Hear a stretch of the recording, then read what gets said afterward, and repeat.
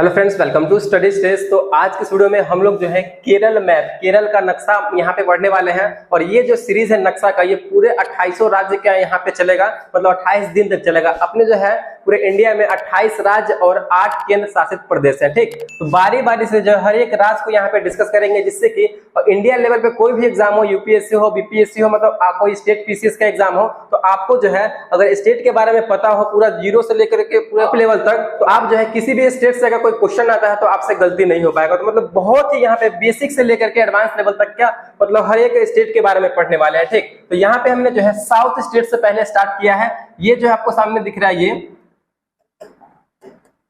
ये जो आपके सामने दिख रहा है यहाँ पे केरल है, और यहाँ पे केरल से हमने स्टार्ट किया है। पहले साउथ स्टेट को कवर करेंगे, फिर उसके बाद ऊपर चलेंगे, फिर ईस्ट और वेस्ट स्टेट को कवर करेंगे। ठीक, तो यहाँ पे केरल, केरल देखिए आप, केरल जो है कौन कौन से स्टेट से जो है टच करता है, तो केरल तमिलनाडु से टच करता है और कर्नाटक से टच करता है। पूछा जाए कि केरल जो है किस किस स्टेट को टच करता है, किस किस स्टेट से अपना जो है बॉर्डर शेयर करता है, तो तमिलनाडु से और कर्नाटक से जो है वो अपना बॉर्डर शेयर करता है। ये आपको ध्यान रखना है। और केरल को जो है दक्षिण का कश्मीर कहते हैं। ठीक, अगर पूछा जाए कि दक्षिण का कश्मीर किसे कहते हैं, तो दक्षिण का कश्मीर केरल को कहा जाता है। और केरल का जो पुराना नाम है, वो प्राचीन नाम क्या है, तो त्रावणकोर। पूछा जाए कि केरल का पुराना नाम क्या है, तो त्रावणकोर है पुराना नाम इसका। अब यहाँ पे हम बात करते हैं कि केरल की राजधानी को लेकर के, तो केरल की राजधानी कहाँ पे है, तो केरल की राजधानी है तिरुअनंतपुरम। तिरुअनंतपुरम जो है केरल की राजधानी है। स्थापना कब हुआ था केरल का, तो केरल का जो स्थापना है वो 1 नवंबर 1956 को हुआ था केरल का स्थापना। ठीक, ये बात आपको अच्छे तरीके से देखते चलना है। पूरा मतलब बेसिक से यहाँ पे हर एक स्टेट के बारे में पढ़ने वाले हैं। जनसंख्या, अगर केरल की जनसंख्या की बात की जाए तो केरल में टोटल कितना जनसंख्या, पॉपुलेशन कितना है, तो 3.46 करोड़, या आप ले सकते हैं 3.5 करोड़ के आसपास जो है केरल का जनसंख्या पॉपुलेशन है। लिंगानुपात, अगर सेक्स रेशियो की बात की जाए कि केरल में सेक्स रेशियो क्या है, तो ये जो है भारत का नंबर 1 सेक्स रेशियो लिंगानुपात वाला राज्य है। 1084 महिला, 1084 महिला जो है प्रति 1000 पुरुष पे है, मतलब 1000 पुरुष पे 1084 महिला यहाँ पे है। और लिंगानुपात में जो है नंबर 1 स्टेट है ये पूरे इंडिया में, ये आपको पता होना चाहिए। जिला की बात की जाए कि केरल में कितने डिस्ट्रिक्ट हैं, तो केरल में जो है 14 डिस्ट्रिक्ट है। तो ये हो गया यहाँ पे। अगला यहाँ पे देखते हैं और आगे क्या है, अगला हमारा साक्षरता दर। तो केरल का जो है साक्षरता दर कितना है, तो केरल का साक्षरता दर यहाँ पे 96% है, जो पूरे भारत में इसको जो है नंबर 1 बनाता है। अगर पूछा जाए कि पूरे भारत में साक्षरता दर किस राज्य का सबसे अधिक है, तो वो होगा हमारा केरल। ठीक, अब यहाँ पे उच्च न्यायालय की बात करते हैं। केरल का जो उच्च न्यायालय है वो कहाँ है, तो केरल का उच्च न्यायालय कोच्चि में है। कोच्चि इसका हाई कोर्ट है, हाई कोर्ट यहाँ पे कोच्चि में है। अब बात करते हैं लोक नृत्य। यहाँ पे केरल में कौन कौन सा मेन जो है मेन लोक नृत्य है, तो 2 यहाँ पे लोक नृत्य है। इससे भी क्वेश्चन पूछा जाता है केरल का लोक नृत्य कौन कौन सा है, तो कथकली और मोहिनी अट्टम। मोहिनी अट्टम जो है यहाँ का 2 मेन जो है लोक नृत्य है। अगर पूछा जाए आपसे कि कथकली किस राज्य का लोक नृत्य है, तो आपको अगर याद होगा तो आप आसानी से बता देंगे कि वो केरल का लोक नृत्य है। मोहिनी अट्टम केरल का लोक नृत्य है। ठीक, अब बात करते हैं कि राज्य भाषा। केरल में कौन सा मेन जो है राज्य भाषा है, स्टेट लैंग्वेज है, तो यहाँ पे जो है मलयालम। मलयालम जो है केरल का मेन राज्य भाषा, स्टेट लैंग्वेज है। राजकीय पशु की बात की जाए, केरल का जो है राजकीय पशु कौन सा है, तो एलिफेंट यानी हाथी जो है केरल का राजकीय पशु है। अच्छे तरीके से जो है आप इसे लिखते चलिए, फिर अपने मोबाइल में स्क्रीनशॉट करते चलिए, जिससे कि आपको जो है केरल के बारे में सारी यहाँ पे जानकारी, इंपॉर्टेंट जानकारी जो है आपको प्राप्त हो सके। आगे देखते हैं, आगे यहाँ पे हमारा क्या है, राजकीय पक्षी। राजकीय पक्षी की बात की जाए, केरल का राजकीय पक्षी कौन सा है, तो ग्रेट हॉर्नबिल। ग्रेट हॉर्नबिल जो है यहाँ का राजकीय पक्षी है। राजकीय वृक्ष की बात की जाए कि राजकीय वृक्ष, केरल का राजकीय वृक्ष कौन सा है, तो यहाँ पे देखिए केरल जो है यहाँ पे मतलब समुद्र के किनारे है, अरेबियन सी के आसपास है, तो यहाँ पे नारियल वहाँ पे बहुत ज्यादा है, तो यहाँ पे नारियल ही जो है उसका राजकीय वृक्ष है। तो यहाँ पे मुख्यमंत्री की बात करते हैं केरल का जो है फिलहाल अभी मुख्यमंत्री कौन है, तो केरल के मुख्यमंत्री हैं पिनरई विजयन। पिनरई विजयन जो है केरल के मुख्यमंत्री हैं, ये आपको याद होना चाहिए। अगर राज्यपाल की बात करते हैं, केरल के राज्यपाल कौन है अभी, तो आरिफ, केरल के राज्यपाल है आरिफ मोहम्मद खान। केरल के राज्यपाल कौन है, तो केरल के राज्यपाल है आरिफ मोहम्मद खान, मुख्यमंत्री पिनरई विजयन। और विधानमंडल की बात करते हैं कि केरल में जो है किस टाइप का विधानमंडल है, तो केरल में एक सदनात्मक विधानमंडल है, ये आपको पता होना चाहिए।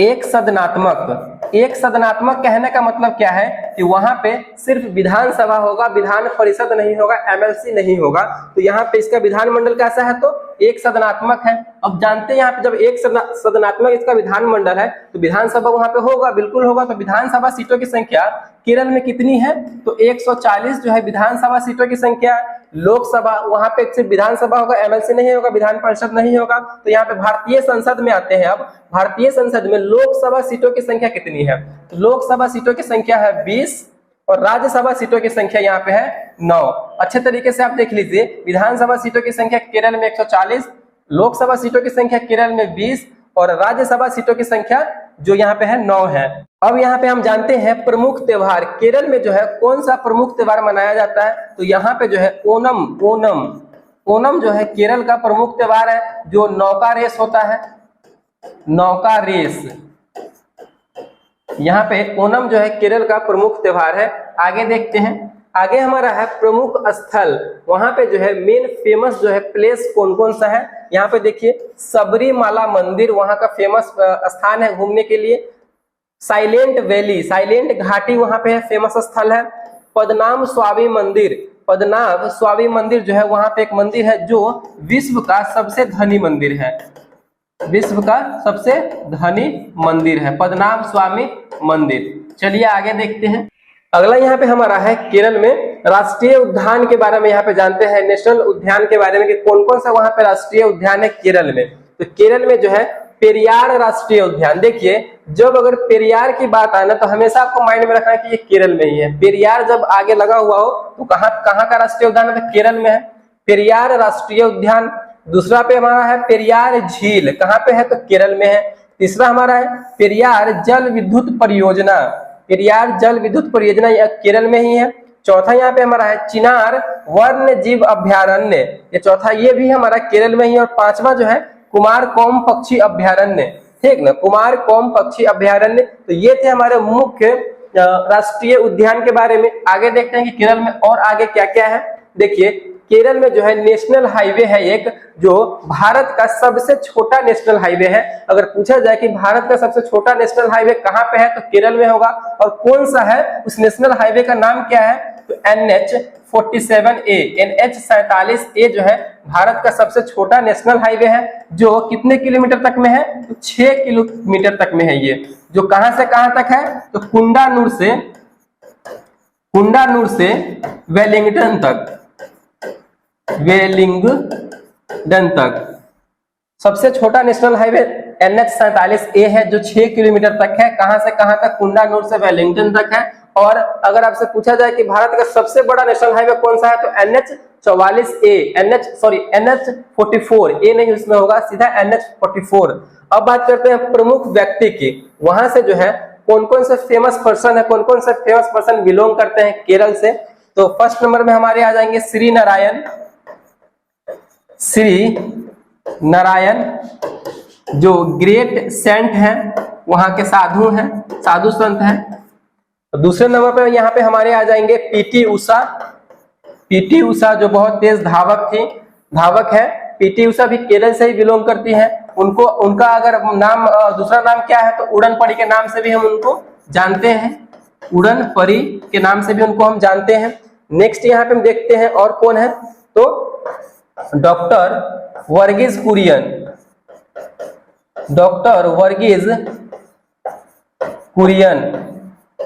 वहां से बिलोंग करते हैं। डॉक्टर वर्गीज कुरियन कौन थे, तो वो जो है श्वेत क्रांति के जनक हैं, श्वेत क्रांति।